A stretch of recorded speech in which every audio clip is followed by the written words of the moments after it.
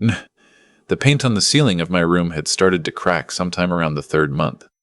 I know because I had nothing else to study. I lay on that narrow mattress each night, counting the lines spreading outward from the corner above the window, like a river delta seen from an airplane. And I thought about my son. Not with anger. Not yet. With something colder. Something that had no name, but felt like patience sharpened into a blade. My name is Walter. I am 68 years old. I spent 31 years building a property management company in Winnipeg, Manitoba, starting with one duplex on Selkirk Avenue that I bought with money borrowed from my father-in-law and a stubbornness my wife Margaret used to call my worst quality and my best one. By the time she passed 8 years ago, we owned 43 residential properties across the city and 2 small commercial strips in St. James. I had a son named Daniel, a daughter-in-law named Renata, and a life I had earned with every callus on my hands. I want you to listen carefully to what they did to me, and I want you to stay until the end. Because what happened the morning I walked out of Riverview Health Center is a story I have never told anyone. Until now. Margaret died in February, which is the cruelest month to lose someone in Winnipeg. The cold that year was the kind that punishes you for being alive. Daniel flew in from Vancouver, where he and Renata had been living for 2 years. He wept at the funeral. He held my hand at the graveside. He told me he was worried about me living alone in that big house on Burbank Street, and I believed him because that is what fathers do. We believe our sons. He suggested moving back to Winnipeg. I told him there was no need. He suggested I slow down at work. I told him I was not built for slowing down. Then Renata suggested something else. She said that perhaps I was having some difficulties. Memory difficulties. She said it gently, the way a person says something they have been practicing for weeks. She mentioned a few incidents, moments when I had apparently repeated myself on the phone, moments when I had seemed confused about dates. I thought back and could not identify what she was describing, but she was so calm, so measured, and Daniel nodded along with such genuine concern on his face that I began to doubt myself the way old men are trained to doubt themselves. That was the first brick they laid. Over the following year, they built a wall with those bricks, one careful conversation at a time. They moved back to Winnipeg. Daniel rejoined the company, officially as operations manager, which I had agreed to because I wanted to keep the business in the family, and because I was, I admit, lonely. Renata began accompanying me to doctor appointments. She would sit quietly in the corner, and then when the doctor asked how I was managing at home, she would clear her throat and say something like, "Walter, tell him about last Tuesday," and then look at me with such patient sadness that the doctor would turn to me with new eyes. I did not understand what was happening. I was grieving. I was tired. I trusted my son. In the spring of that second year, Daniel sat across from me at the kitchen table with a document. He said it was a precautionary measure, a health care directive combined with a limited power of attorney, standard for someone my age with the health concerns we'd been monitoring. I asked what health concerns. He listed them the way Renata had coached him to, softly, regretfully, as though delivering a diagnosis I had somehow missed in all those appointments. He pushed the document across the table. He handed me a pen. I should have called my lawyer Raymond Kowalski. I should have stood up from that table and walked to the phone and dialed his number, which I had known by memory for 20 years. I did not. I signed. Within 6 weeks, I was a resident of Riverview Health Center. Daniel had found a geriatric psychiatrist, a Dr. Fischler, whose name I will never forget, who had assessed me on the basis of Renata's documented observations and 2 brief appointments during which I had been, I later learned, deliberately sleep-deprived and given a medication that Renata had added to my morning orange juice. The assessment concluded that I exhibited signs of moderate cognitive decline with a risk of self-neglect. The power of attorney became active. The house on Burbank Street was listed for sale within a month. The company's signatory authority was transferred to Daniel. I was 66 years old. I had never been confused about a single important thing in my life, and I was sitting in a room on the 3rd floor of a care facility in Winnipeg, watching paint crack on a ceiling, while my son dismantled everything I had ever built. They visited once a month, both of them together. They brought fruit and a card from my grandson in Vancouver, and they sat across from me with the careful expressions of devoted family members. Renata always touched my hand. Daniel always said, "You look good, Dad. You look well rested." I said very little. I answered the nurse's questions. I ate my meals. I did exactly what was expected of me, and I waited. Because in those first weeks, before the medication in my orange juice had been administered, before the paperwork had been filed, I had done one thing that Daniel and Renata did not know about. I had called Raymond Kowalski. Raymond was 64, a property law specialist with an office on Portage Avenue that smelled of coffee and old carpet and reliability. Margaret had loved Raymond. I had trusted him completely for 2 decades. I called him from my cell phone on a Tuesday afternoon while Daniel and Renata were at a school function for my grandson.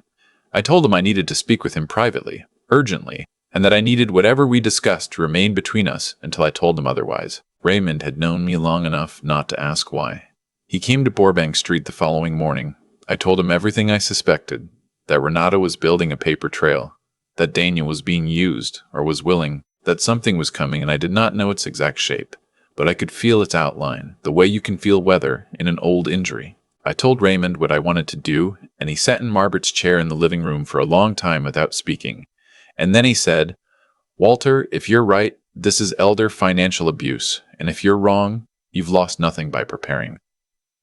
He opened his briefcase. We spent 3 hours restructuring what Raymond called my protective instruments, a secondary will that Daniel had no knowledge of, witnessed by Raymond and his paralegal, a revocable trust holding the majority of the company's assets, with a Montreal-based trustee named Sylvie Archambault who had never met my son, a letter, sealed and notarized, documenting my state of mind, my intentions, and my specific concerns about Renata's behavior, to be opened only under the conditions we defined, and an instruction to Raymond to monitor the company's financial activity quietly through contacts in the industry, and to act if the thresholds we discussed were crossed.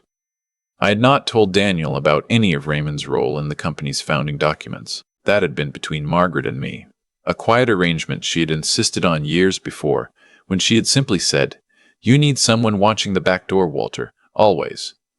I had listened to my wife. It had taken me 20 years to understand how well she had known our son. The first months at Riverview were the hardest, not because of the care. The nurses were decent people, professional, and a few of them were genuinely kind. It was hard because I knew exactly where I was and exactly why, and I had to perform uncertainty in order to protect my plan. If I appeared too sharp, too oriented, they would report it to Daniel. If I demanded a lawyer loudly in the hallway, Daniel and Renata would accelerate whatever they were doing with the assets. So I played the role they had written for me.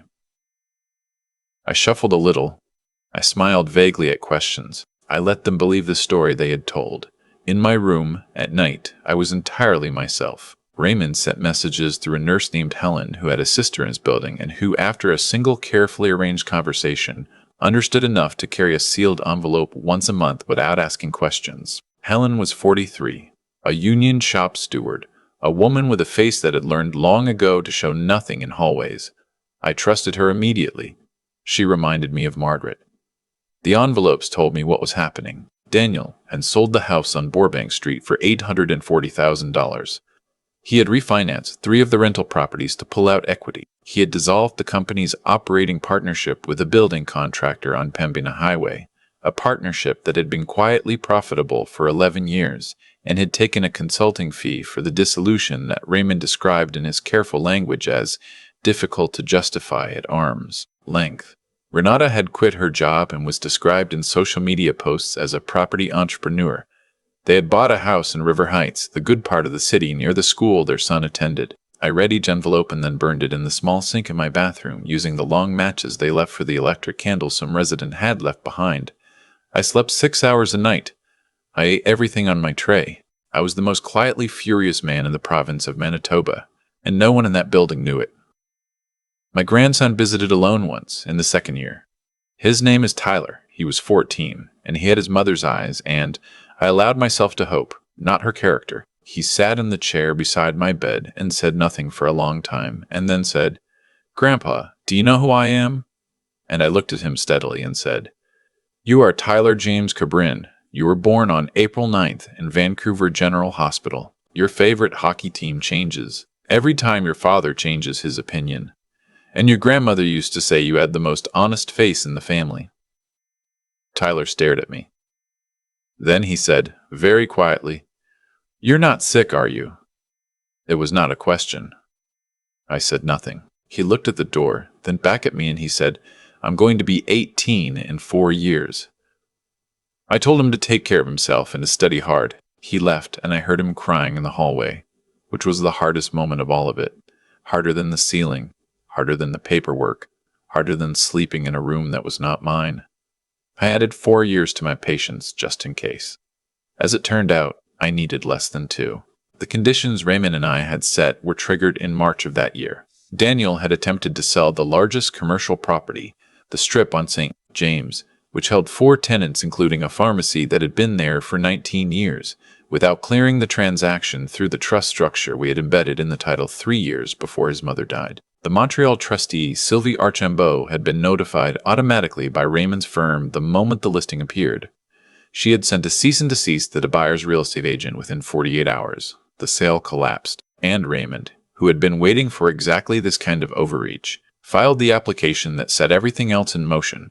The formal review of my cognitive assessment was requested by an independent psychiatric team selected by Raymond's firm. I was assessed by 2 separate physicians over 3 sessions at Riverview, both sessions recorded with my written consent and without Daniel's knowledge.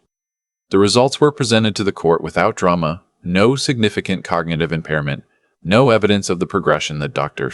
Fischler's original report had predicted, and documentation from a pharmacist expert engaged by Raymond that the substance Renata had added to my orange juice was a mild sedative available without a prescription, but capable, at the doses she had been administering, of producing exactly the symptoms of confusion that had been documented in her observations. The power of attorney was invalidated. The financial transactions Daniel had made were frozen pending review. The Elder Financial Abuse Investigation by the Winnipeg Police Services Financial Crimes Unit was opened the following Tuesday. I was discharged on a Thursday morning in April. Spring comes late to Winnipeg, but it was trying that day. Pale sunlight on a gray street. A bus shelter with a Canucks advertisement that someone had drawn a mustache on. Raymond was waiting for me in a dark blue Volvo. Helen, the nurse, shook my hand in the lobby, and I thanked her in a way that I hope she understood was not about the envelopes. I carried 1 bag. I had not accumulated much in 2 years, which was something Daniel had perhaps counted on. The idea that stripping a person of their surroundings strips them of their certainty. He had miscalculated. Daniel and Renata were not waiting outside the facility. I had not expected them to be. They did not know the exact date of my discharge because I had not told them, and the facility had honored my request for privacy under the patient rights framework that Renata, in her research, had apparently not thought to look up. I learned later that she had called the front desk twice that week to ask whether I had been given a discharge date. The answer had been consistent. The patient's information is not disclosed without consent. Raymond drove me to his office on Portage Avenue, where Sylvie Archambault was waiting by speakerphone from Montreal, and where 3 documents needed my signature. The first was a formal reinstatement of my authority over the company and all associated assets. The second was an instruction to Raymond to proceed with full recovery action against Daniel and Renata for the amounts withdrawn from the company under fraudulent authority. The third was a letter to my son. I spent a long time on that letter. Raymond offered to help me write it. I told him no. I wrote it by hand at his desk while he went to get coffee, and it took me 40 minutes, which is a long time for a letter that is only 11 sentences. I will not repeat it here, except to say that it did not contain a single word of anger. It contained facts, and it contained 1 sentence near the end. It said, "Your mother would not have recognized you, and neither do I." I sealed it, and Raymond's assistant mailed it to the River Heights address that evening. I did not go to the house on Burbank Street because it was no longer mine. I'd expected that loss to feel large, and it did, but not in the direction I had thought. What I felt standing outside Raymond's office looking at the street was not grief for the house. It was something like relief that I had not spent my 2 years in that room grieving a building. The house was materials. What I had built in it was Margaret and Tyler's honest face, and 31 years of showing up before sunrise, and none of that was on a land title. I stayed in the guest room at Raymond's house for 10 days. His wife Colette made soup and did not ask questions, which is perhaps the greatest act of hospitality available to a human being. The recovery proceedings moved faster than I expected, which Raymond attributed to the quality of the paper trail Renata had created in her confidence. She had documented everything, Her observations, her communications with Dr. Fischler, her coordination with Daniel over the sale transactions, all of it existed in writing because she had believed the story would never be examined. People who commit elder financial abuse often make this mistake. They believe the person they have silenced has no voice left. Daniel called me 3 weeks after my discharge. I was in Raymond's kitchen, eating a bowl of cereal and watching the morning news, which felt extraordinary in the way that ordinary things feel extraordinary when you have been denied them. I let the call go to voicemail. He left a message that lasted 4 minutes, and I listened to it once, and I will tell you only that it contained an explanation, a justification, an expression of regret, and a request. I did not return the call, not because I was punishing him, but because I had nothing to say that the courts were not already saying more precisely. Renata did not call. Tyler called 3 days later. He was 14 3/4, and he said, "Grandpa, I heard what happened. I need you to know I didn't know. I swear I didn't know all of it."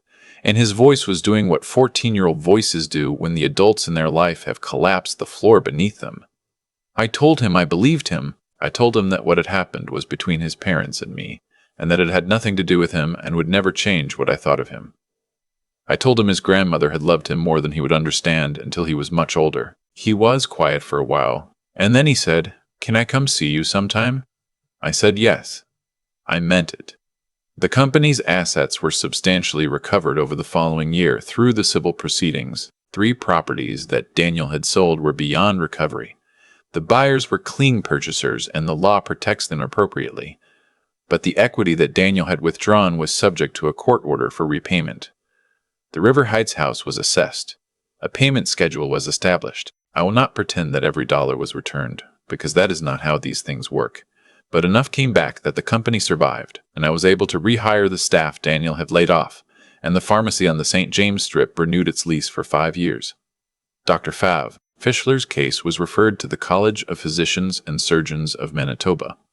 I read about the outcome in the Free Press over breakfast, and I felt nothing complicated, only the quiet recognition that institutions sometimes do what they are supposed to do. I bought a condominium on Wellington Crescent, 2 bedrooms, a view of the river and the elm trees that line the street. Bare now in winter, but something to look forward to. I unpacked my 1 bag and then drove to a storage unit Raymond had maintained for me, where boxes from Burbank Street had been held. Books, photographs, Margaret's china, a painting she had bought at a Winnipeg Art Gallery fundraiser the year before she got sick. I spent a Saturday afternoon putting things away, and when I hung the painting on the wall above the fireplace, I stood there for a while and said something to Margaret that I do not think needs to be repeated here.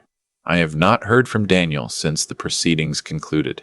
I have thought carefully about what that absence feels like, and the honest answer is that it feels like an old injury that no longer aches in the cold, which is a kind of healing even if it does not look like one. My relationship with Tyler is something I tend carefully. He comes on Sundays when he can. He is 15 now and has strong opinions about music and weaker ones about vegetables. And he is starting to look the way young men look when they are deciding who they intend to be. I do not give him advice unless he asks. I listen. I make coffee that he pretends to enjoy because he thinks it makes him seem older. I let him. I am 68 years old, and I live on the 4th floor of a building on Wellington Crescent with a view of the Assiniboine River and an elm tree that in spring, I am told, turns a green so specific to this city that people who have left Winnipeg describe it years later without being asked. I wake up before sunrise because I always have. I manage 27 properties now, not 43, but they are mine, clean and documented and belonging entirely to the life I have rebuilt in the only way I know how. Slowly, carefully, without shortcuts, with evidence. Margaret used to say that the measure of a man is not what he builds, but what he protects. I spent 2 years in a room with cracking paint, protecting everything I had. And when they opened the door, I walked out into the April light and I was still myself. That was enough. That was more than enough. I want you to think about something before you close this. If someone who loves you has been trying to tell you something feels wrong about their health, about a document they signed, about someone new in their life who seems very helpful and very interested, please listen to them. Pick up the phone. Ask one more question. Elder financial abuse in Canada affects hundreds of thousands of people, and it is most commonly committed by a family member who the victim trusted completely. Stay close to the people who need you. It costs less than you think, and it is worth more than you will ever be able to calculate.